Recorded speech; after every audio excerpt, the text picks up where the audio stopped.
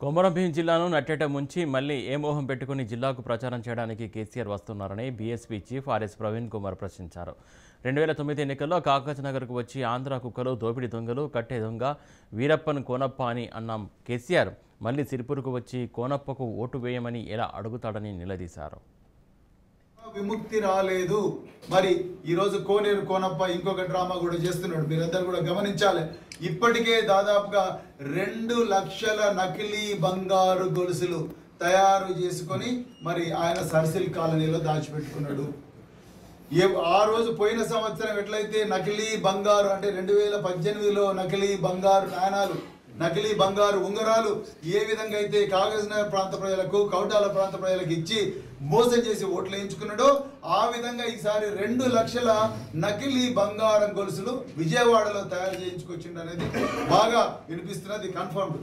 అదే విధంగా ఆంధ్ర పెత్తందారులందరూ కలిసి ఈయనకు దాదాపుగా 100 కోట్ల రూపాయలు ప్రత్యేకంగా పంపించిండు అనేది కూడా పూర్తిగా ఈ ప్రాంత ప్రజలందరికీ కూడా తెలిసిపోయింది.